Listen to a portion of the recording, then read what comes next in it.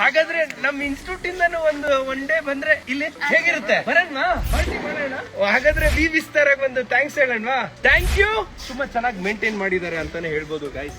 ಆರಾಮಾಗೆ ನೀವೇನಾದ್ರೂ ಕಪಲ್ ಆಗಿದ್ರೆ ಕಪಲ್ ಬನ್ನಿ, ಫ್ಯಾಮಿಲಿ ಮೆಂಬರ್ಸ್ ಆಗಿದ್ರೆ ಫ್ಯಾಮಿಲಿ ಮೆಂಬರ್ಸ್ ಬನ್ನಿ, ಒಂದ್ ಒಳ್ಳೆ ಗ್ಯಾಂಗ್ ಇತ್ತು ಅಂದ್ರೆ ಗ್ಯಾಂಗ್ನು ಕರ್ಕೊಂಡ್ ಬನ್ನಿ, ತುಂಬಾ ಚೆನ್ನಾಗಿರುತ್ತೆ. ಇಲ್ಲ ನೀವು ರೀಸೆಂಟ್ಲಿ ಮದ್ವೆ ಆಗಿ ಒಂದ್ 2-3 ವರ್ಷ ಆಗಿ ನಿಮ್ ಮಗು ಜೊತೆನೂ ಆರಾಮಾಗಿ ಬರ್ಬೋದು, ಎಂಜಾಯ್ ಮಾಡ್ಬೋದು. ಇದ್ರ ಜೊತೆಗೆ ಒಂದ್ ಗ್ಯಾಂಗ್ ಬರುತ್ತೆ, ರೈನ್ ಡ್ಯಾನ್ಸ್ ಆಡ್ಬೇಕು ಅಂತ ಅನ್ಸುತ್ತೆ. ಅವಾಗ ಏನ್ ಮಾಡೋದು?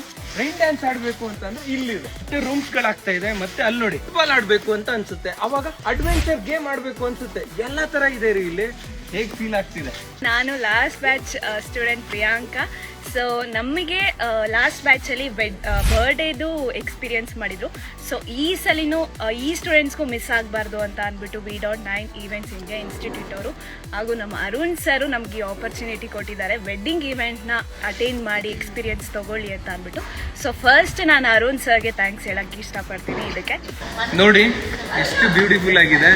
ಇಲ್ಲೆಲ್ಲ ರೂಮ್ಸ್ಗಳಿದೆ, ಮತ್ತೆ ಅಲ್ಲಿ ಬ್ರೈಡ್ ಮತ್ತೆ ಗ್ರೂಮ್ಗೆ ಸಪ್ರೇಟ್ ಇದೆ. ಈ ಪ್ರೀತಿ ಎಲ್ಲಿ ಸಿಗುತ್ತೆ? ಲೈವ್ ನೋಡ್ರಿ. ಹೇಗಿದೆ ಸರ್ ಈ ರೆಸಾರ್ಟ್? ಬೆಂಗಳೂರಿನ ಟ್ರಾಫಿಕ್ ಅಲ್ಲಿ ಈ ತರ ರೆಸಾರ್ಟ್ ಹೇಗೆ? ತುಂಬಾ ಕೂಲ್ ಆಗಿ ಸೈಲೆಂಟ್ ಆಗಿ ಒಳ್ಳೆ ತಂಪಾಗಿದೆ.